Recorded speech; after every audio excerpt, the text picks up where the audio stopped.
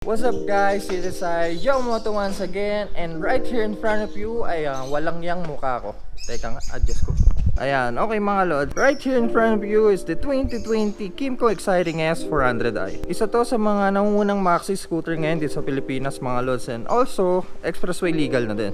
Never pa ako naka-experience ng mga kahit anong maxi scooter, so bear with me guys. Okay, without further ado, this is the 2020 Kymco Xciting S400i. Umpisa na natin kasi exciting na ako.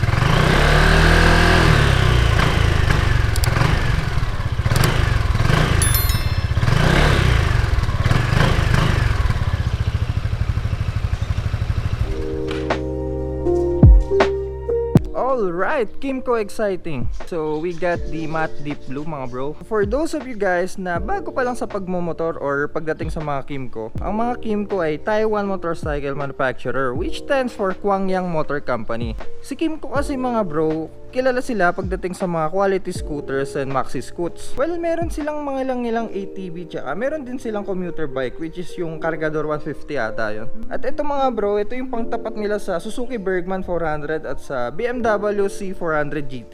Ang ganda nito, grabe. Punta muna tayo sa specs. Okay, so the Kymco Xciting S is powered by 400cc, single overhead cam, liquid cooled, 4-stroke, 4 valves, electric ignition. So kalimutan nyo na guys yung mga kickstart kasi sa panahon ngayon, pagdating sa mga MC, tinatanggal na nila yung mga kickstarter. Fuel injected, single cylinder na nagpo-produce ng 35.5 horsepower at 7,500 RPM and 37.7 Nm torque at 6,000 RPM. This scoot weighs about 189 kilograms. Tank capacity niya is 12.5 liters at mabibili nyo ngayon si Kymco Xciting 400i for an SRP of 359,000 pesos. Guys, ito na ang by far pinakamurang maxi scoot na mabibili nyo ngayon na mailalabas-pasok nyo sa mga expressways dito sa Pilipinas. Kung ikukumpara mo siya sa price point niya versus Suzuki Bergman 400 which is 499,000 and sa BMW C400 GT na 595,000 pesos, well, BM kasi yun kaya medyo pricey sila. Pero 359,000 for 400cc maxi scoot. Wow, laki ng difference, di ba? When it comes to design, napaka-elegante niya tignan. Nakaka-inlove yung pagka-matte niya Napakadaming features na ito guys kung tutuusin Wait, isa-isayin natin. So dito sa front makikita nyo na naka DTRL na siya or daytime running light. So kahit papano may improve yung visibility niya sa araw. Also sa safety na rin ng rider. And of course, LED headlight. Also LED na din yung turning indicator niya. Ayan. Pakaganda, di ba? And also LED na din sa taillight. Ganda no? Grabe, napaka-futuristic. Gusto ko rin dito guys yung side mirror niya May kalakihan. And also pwede mo siya i-adjust dito. Uy, ako yun Also pagdating naman dito sa windscreen, pwede mo siyang i-adjust without any tools in 5 levels. So dito nakikita natin, i-push mo lang to dito sa gitna. Then para ma-adjust mo siya, pull mo lang to paangat. Then gusto mo namang ibaba, pull nyo lang din. Punta naman tayo sa gauge mga bro. Start natin yung bike. Yan. Kymco Nudo. Dito sa kaliwa makikita nyo yung speedometer. Then meron din siyang ibang indicators dito like ABS, oil indicator, tsaka check engine. Also guys, dito sa gitna makikita natin yung pinagmamalaki ng Kymco, which is yung Nudo. So yan, pwede mo siyang i-adjust dito. Ito yung switch nya. So ito guys, pwede mo siyang i-customize and pwede mo i-connect sa cellphone mo. So makikita natin yung speedometer, then clock. Pagdating naman dito sa kanan guys, makikita natin yung fuel indicator dito, bike temperature, odometer, battery indicator, tapos dito yung RPM indicator nya. Also makikita mo rin yung ibang information dito like yung trip A, trip B. Then pagdating naman sa handlebar dito sa may kanan, makikita natin yung switch kung gusto mong i-adjust yung bandang gitna or dito sa bandang kanan. Ito siya. Also meron siyang up and down switch kung gusto mong ibahin yung info. Ayan. Tapos itong button na to guys, ito yung okay button kung sakaling i-connect mo yung dash mo sa cellphone mo. Then also ito yung starter switch. Also like any other scoots guys, para mabuksan natin yung makina, kailangan nating i-press itong brake lever, tapos start natin. Also guys, dito rin natin makita yung hazard switch. Ayan. Bandang kaliwa naman guys, makikita natin yung flasher. Ayan. Tapos ito yung kill switch. Tapos ito yung button para ma-access natin yung trunk, high beam, low beam, signal light. Ayan. Kung naririnig nyo, tumutunog siya pag naka-signal light. And also, busina. Also guys, adjustable brake lever na din tong si Kymco Xciting. And also, meron din siyang handbrake dito sa bandang kaliwa. Then dito sa may bandang baba, makikita nyo na meron siyang glove box. Isa natin dito sa kaliwa. So meron din to guys na electric socket. So if ever na gusto nyo i-charge yung mga cellphone nyo, meron siyang USB port dito. And also, another glove box sa kanan. And also, para ma-access nyo yung gas mga lods, hilahin nyo lang to. Ayan. Tulad ng mga ibang scooter, once na binaba nyo yung side stand nya, automatic mamamatay yung makina nya. Pagdating naman sa suspension guys, telescopic fork sa harap. And also naka-double disc brake na rin tong si Xciting, which is good para sa 400cc. Also of course naka-ABS na rin to, but not like any other ABS guys. Naka-Bosch ABS to si Kymco Xciting. Then dual suspension dito sa rear with 5-step preload adjustment. Pagdating naman dito sa tire, maxi 150/70/14 dito sa likod. Then 120/70/15 naman sa harap. Grabing haba ng muffler nito guys. Pagdating naman sa upuan guys, napaka-komportable niya tignan kahit di mo sakyan Mas pinalabad na rin guys yung backrest nito for more comfort para sa rider. Grabe, para kang nakaupo sa sofa dito. Para ma-access natin to, kailangan natin i-start yung bike. Well, di namang start, hanggang sa battery lang. Then, push lang natin to. Ayan. So guys, naka-hydraulic seat na tong si Kymco Xciting. Also, dito rin natin makikita yung helmet hook. Tanggalin natin to. Meron din siyang ilaw dito sa bandang loob. So ito yung sensor niya. Pag tinakpan mo to, mamamatay yung ilaw. Ayan. Also, meron din siyang libreng tools. Try natin ilagay yung yung half face kung kasya guys. Yeah. Yan, so walang problema pagdating sa half face. Try natin yung full face kung kasya guys. Yeah. Try natin tong AGB kung kakasya kasi yung mga AGB kasi malalaki yung shell Pero I doubt na magkakasya to. Yeah. Ayaw.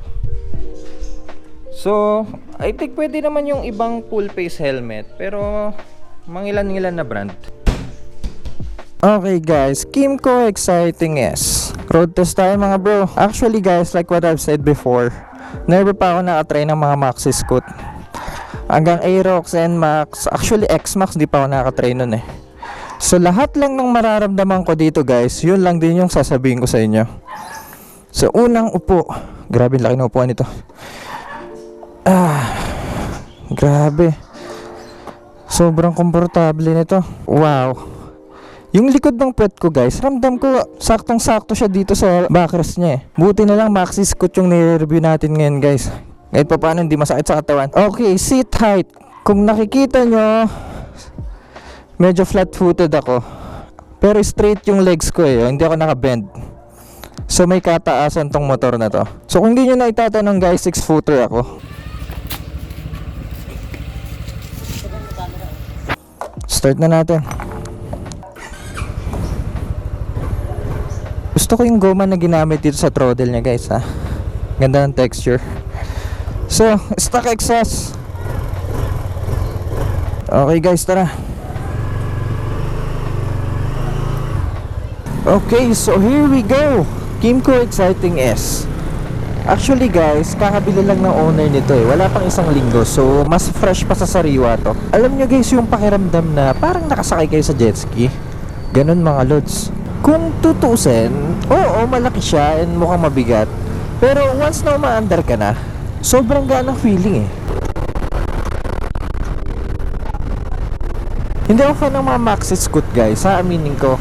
More on performance type of rider ako eh. Pero ngayon nadadrive ko na siya, parang gusto ko na din magkaganito eh.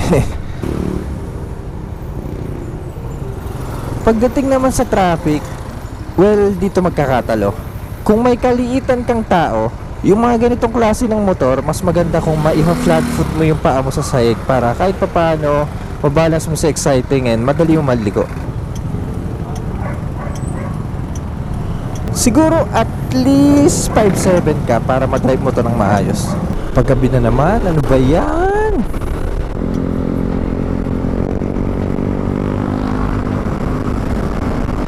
Para sa akin, 35 horsepower is powerful enough para sa maxi scoot na 400cc. Na ibibigay niya yung power na hinahanap ko eh. Well, hindi man siya kasing lakas for example ng Kawasaki Ninja 400. Well, magkaibang class naman yun of course. Pero ramdam mo yung lakas ng makina niya eh.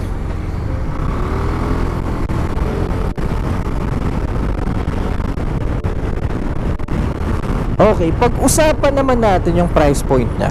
359,000 pesos. Well, most of us guys, hindi abot yung ganong budget pagdating sa scooter. Pero kung iisipin mo yung convenience niya, relaxed body position, hindi ka na magpapalit ng mga gears, tipid sa gasolina,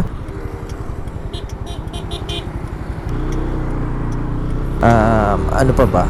Quality materials yung ginamit, pinakamura sa class, at higit sa lahat, pasok sa expressway. Sobrang worth it nito sa Xciting. Kahit ako, kung bala kong tumalon sa mga middleweight scooter, ito pipiliin ko guys eh. Ang ganda ng side mirror, ang lawak ng visibility. Pwede kaya ilipat sa Ninja to. The only downside para sa akin so far is yung storage capacity niya. Ang ine-expect ko kasi guys, pagdating sa maxi scoot, kahit pa paano kaya niya mag-store ng full face helmet eh. Pero kasi nag-try ako ng ibang brand which is Zeus, Evo, and kung nakita nyo kanina sa video yung AGB, hindi nag-fit eh. Pero siguro kung mga HGC or Bell or yung mga full face helmet na medyo round, magkakasya naman. One of my favorite sa motor na to guys is yung braking niya na gumagamit ng dual disc with Bosch ABS. Napaka-responsive, grabe. So makikita mo talagang hindi tinipid ng Kymco tong motor na to. Estimated fuel consumption niya guys is 27 km per liter. So no worries dahil hindi na din masama. Ang sarap siguro i-bagyo nito, no? Okay guys, balik na tayo. Soli na natin tong sa Xciting. Yeah. Yeah, napakagandang scooter, grabe. So guys, kasama ko nga pala si Sir Gerald. Siya yung may-ari nitong motor na to. Napakaganda, napaka-agile. So boss, ba't Kymco Xciting 400 kinuha mo, sir? Actually, yan na yung pinaka-mura na maxi scooter na pwede sa expressway. Kung sa bagay, no? Tsaka dahil sa new technology niya, minsan kasi yung pag nagte-travel ka, kailangan mong gumamit pa ng cellphone para sa GPS. Yan, pwede mo na i-connect yung cellphone mo through GPS. Pero may ibang motor na pumasok sa utak mo bago yung bago to? Actually, dapat mag-Yamaha ako. Actually, F-Max. But then, kinumpare ko siya, hindi siya pang expressway. And then, yung katumbas kasi nito, halos tumatapat siya sa P-Max.